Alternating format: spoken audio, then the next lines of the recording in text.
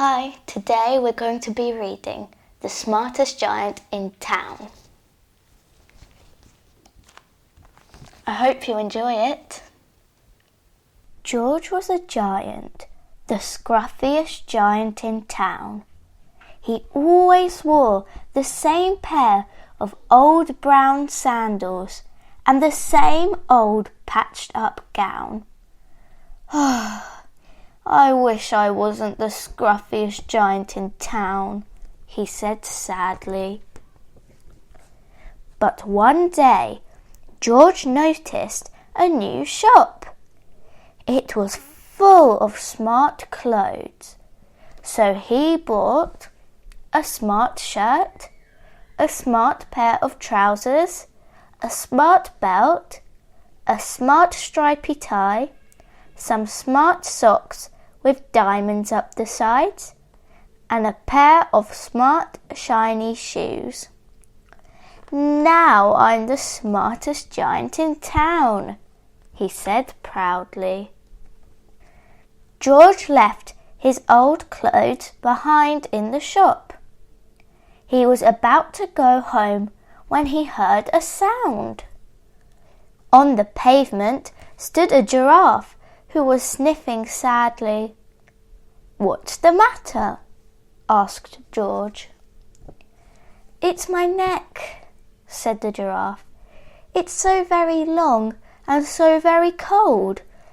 I wish I had a long, warm scarf." "Cheer up," said George, and he took off his stripy tie. "It didn't match my socks anyway," he said, as he wound it round and round the giraffe's neck.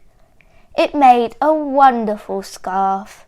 "Oh, thank you," said the giraffe.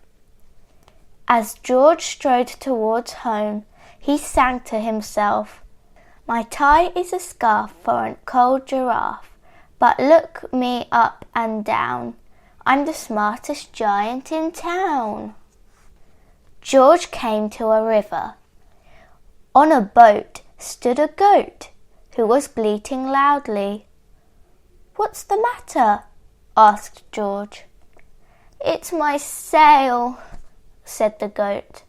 "It blew away in a storm." "I wish I had a strong new sail for my boat." "Cheer up," said George, and he took off his new white shirt. "It kept coming untucked anyway," he said, as he tied it to the mast of the goat's boat. It made a magnificent sail. "Thank you so much," said the goat.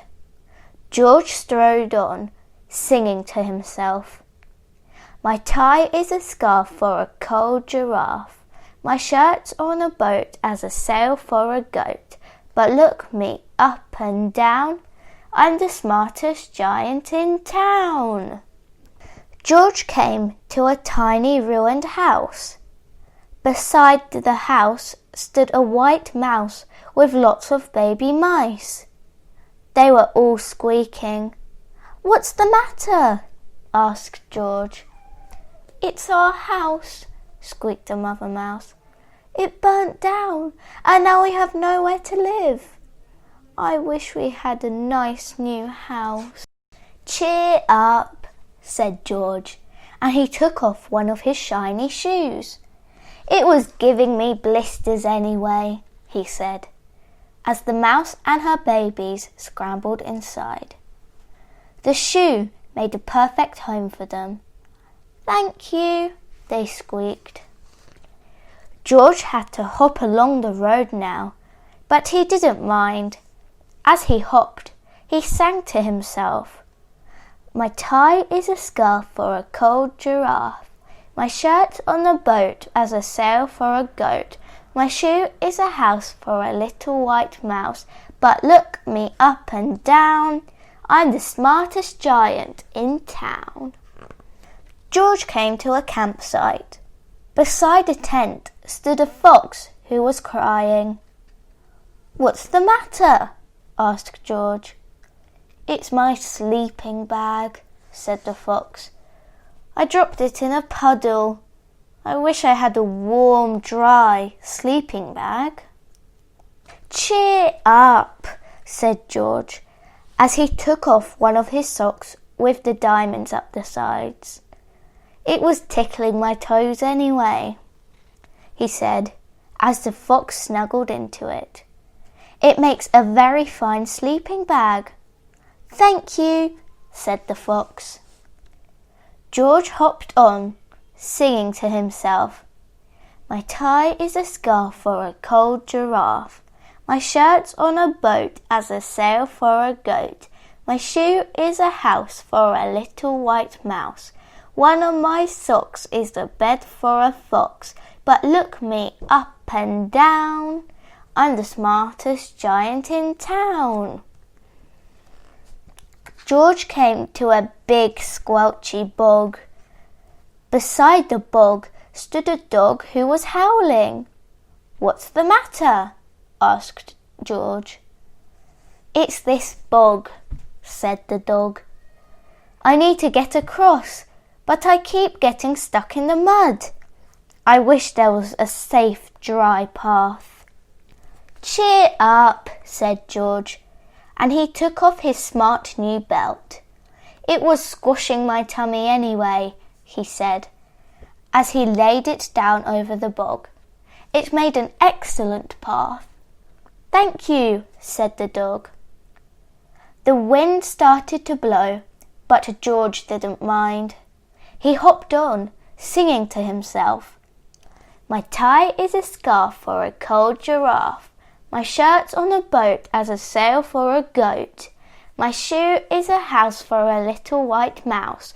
One of my socks is a bed for a fox. My belt helped a dog who was crossing a bog, but my trousers are falling down. I'm the coldest giant in town." Suddenly, George felt sad and shivery and not at all smart.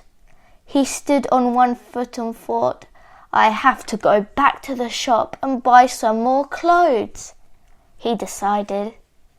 He turned round and hopped all the way back to the shop.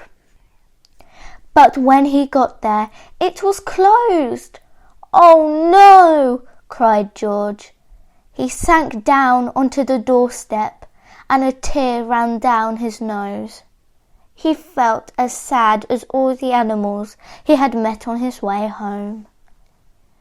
Then, out of a corner of his eye, he saw a bag with something familiar poking out of the top. George took a closer look. "My gown!" he yelled. "My dear old gown and sandals!" George put them on. They felt wonderfully comfortable. "I'm the cosiest giant in town!" he cried as he danced back home along the road.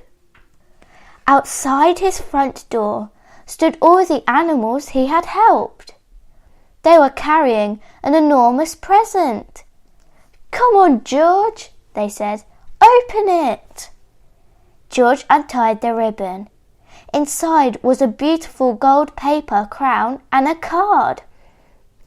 "Look inside the card, George," said the animals. George put the crown on his head and opened the card. Inside it said, "You gave your scarf to a cold giraffe, your shirt on a boat as a sail for a goat. Your shoe is a house for a little white mouse.